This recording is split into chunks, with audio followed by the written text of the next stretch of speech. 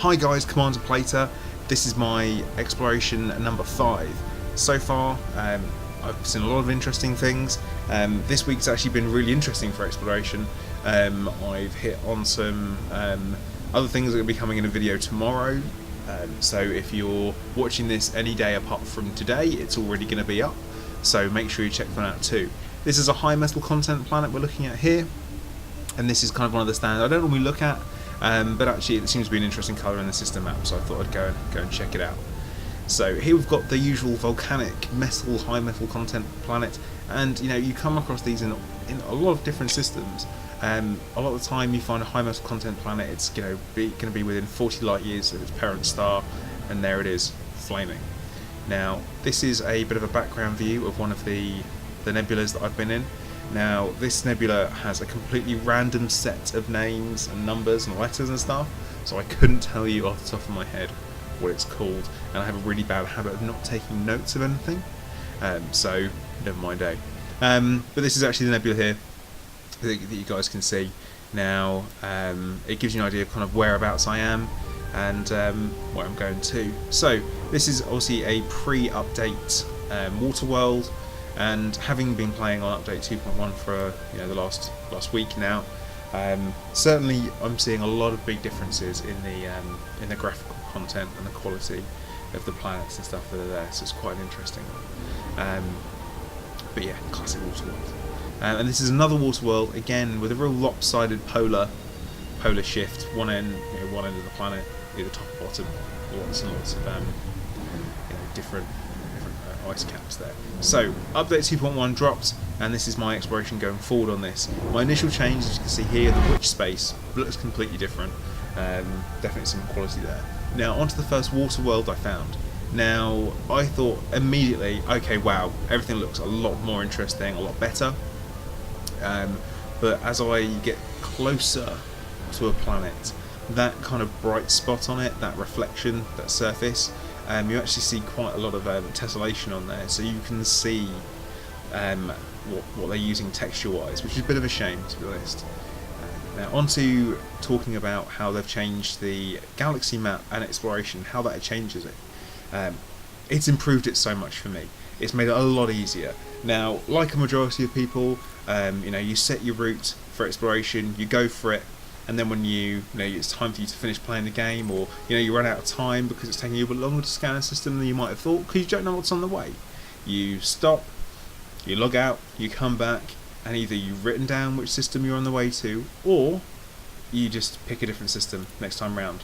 But now with the addition of bookmarks, it is so helpful, hugely helpful, beneficial, and so I've been using them a lot to keep track of my progress and where I'm going and stuff. So that was a little example there, and they do persist when you log out and log back in, and then you can go and you can delete them from the menu as well. So that's really, really handy so far. I'm a big fan of the bookmarks. So back to those planets that I was talking about, the water worlds. I've seen plenty of them, I guess, along the way, and this is going to give you here a bit of an example of what I mean when I'm talking about that, the tessellation, and you can see the fact that it's made up of a group of essentially looks like squares and triangles, which is a bit of a shame. Frontier have added that in. I think they've done it with the best intentions, but unfortunately it's not panned out 100%. Now I do play the game on Ultra, on basically all the highest settings I can. I still get frame rates at 60 frames per second, so it's not like I'm playing on low quality gear. But yeah, certainly you can see the difference there. So back to the exploration and the different effects it could potentially have, talking about going forward in the game. Now they have mentioned during the live stream for the launch is that exploration is going to get a lot more interesting for people out there, which makes you kind of ask some questions. So you're going from planet to planet scanning stuff. That's pretty much to me a set level of interest, I guess, unless they've changed what's in the galaxies already, which you come to a system, you scan it, you move on. Have they changed it behind you? What have they done? What have they changed? Overall quality of the planets for scanning and stuff, and the way they look has improved massively. But are they talking about random events? I've stopped finding random distress signals. That was happening for a while. and that was even after being a couple of thousand light years out. You'd come across a distress signal. It's like, well, what's that? I didn't drop into any of them because I couldn't risk the potential for taking damage and being attacked, because distress signal could be, if it's working on the normal random generation, where you drop into it, oh look, it's a bunch of pirates attacking one guy and one ship, or is it just some guy who's run out of fuel? Either way, I couldn't help him. I'm not carrying a fuel transfer limpet, so they're kind of on their own. So I didn't bother looking into them. But I haven't come across any of them recently, and that could be something that they've implemented, where they've changed the way that different events happen and that type of thing. So it is worth thinking about. This world we're just looking at here, by the way, it's a high metal content world. They have a much wider variety of what they look like. So there's a lot of them where I've dropped in, scanned them, and went, oh, okay, that's not what I thought it was going to be. Which, again, with this one I thought would be a water world. Got there, scanned it, no, it wasn't. Which is fairly interesting. So obviously with this video I've got to do my usual, where I throw in the obligatory Earth-like that I eventually find in the video. But before that happens, I'm going to take a quick look at this water world. And this again is like another prime example of this weird kind of almost billiard ball effect, I guess, where you can see the bright shining spot from knowing where the sun is. And it's an interesting decision, I think, to put this in, as that isn't actually what planets look like from space. We know what the Earth looks like from space. Does it look like this? No, not so much. I mean, that said, I do appreciate some of the improvements that have been made, and I do like the way some things look. So I'm not being completely negative here. There have been some massive improvements, particularly when you do like a flyby of a planet. On the edge of the planet, as it slowly gets revealed to you, before there was a little bit of a load time where you'd get some I guess texture smear before it loads up, but now that seems to have gone, well, certainly reduced anyway. But definitely it has been some improvements on there. I would say that there's been some differences in the galaxy, or the system map, sorry, as well. For example, the light from the star of the system actually affects what the planets look like in the system map. So when you get there and you look at them, they don't always look the same. So, I mean, an example would be for this particular planet we're looking at here. I looked at it in the system map, and it was a very, very different colour. And then once I decided to go check it out, have a look at it, it's a water world. But I could easily have looked at it and think, oh, it just looks like a rocky planet, or a rocky body, because of the colours. But now I know. So just because you're exploring and you see something that doesn't quite look how it used to, go check it out just to make sure, because it might not be what you're expecting. Later on in the video, I do check out one of the ice fields as well, have a look around and see how they've changed, and certainly there have been some improvements there with the whole ring systems and the way they look and the way they act and function. So I quite like that. So here's the Earth like I was talking about. As you can see here, a lot of ice on the polar ice cap there, and then you've got some of the land systems around it.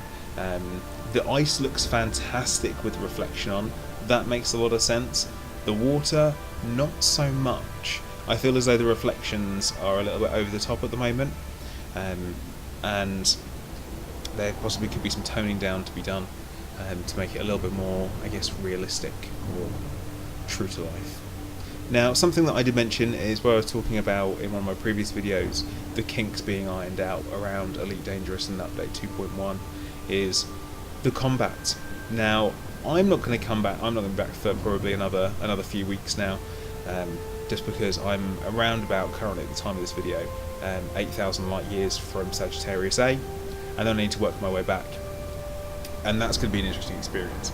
But I understand the combat has been severely, I guess, unbalanced by, there's a bug involving the NPCs and their ability to rapid fire railguns, which is an absolute joke, because that's going to obviously tear people to pieces in seconds, and it has been.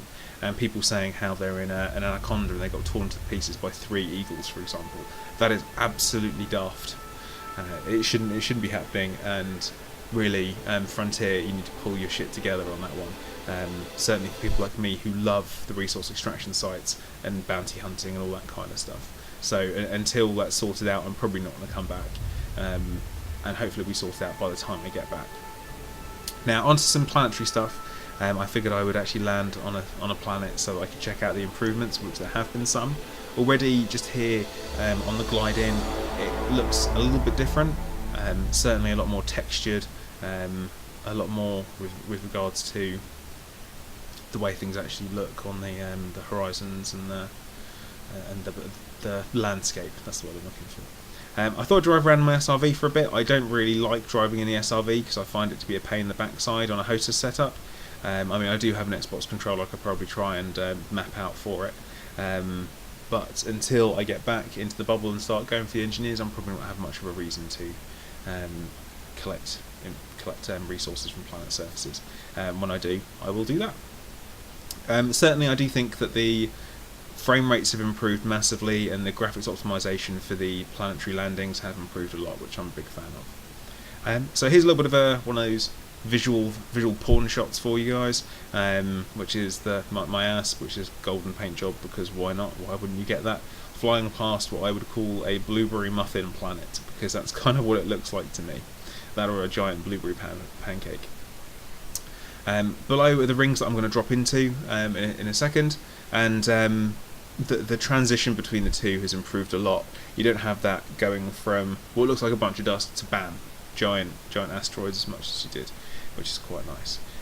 But as you can see, ship improvements definitely looks a lot nicer than it did, a lot smoother. So here we go. This is the ice field, and I think the important thing is to look at the background. Now there's still some, like the random dropping in and out of bodies, but that has massively reduced, and certainly the fog effect, which kind of made it look less crisp, less clear, has been improved, which I do like. I didn't spend too much time in here because any time that I'm in an instance setting, I am not exploring, so I had to get myself back out there. So my next video I'm going to be doing is going to be coming to you guys probably tomorrow. Now that's going to be all around how I found some black holes and neutron stars now. So getting into some really interesting stuff, into some of the neutron fields and going from there. I did a slight detour. I thought I'd go and have a quick look, and then I've kind of changed course again, because once you've seen one black hole, you've kind of seen them all, with the exception of Sagittarius A because of where it's placed, and it's a supermassive black hole. So that'll be a very interesting one for you guys to check out. Now, once again, I want to thank you guys for watching. I want to thank you guys again for those who've left comments. Remember, you can add me in game, Commander Plater. That's Plater. I'm online quite a lot, so do drop me a message, say hello. I'm more than happy to help anyone out with trade routes if you're looking for them as well. And once I get back to the bubble, I'm going to be doing more combat trade routes and stuff, and I'll be looking to get into more of the social side of things. So remember, if you like this, hit the like button. If you want to see more things like this, drop me a message in the comments, send me a PM, don't mind. Always try and respond within probably 12 hours or so. And once again, guys, thanks for watching.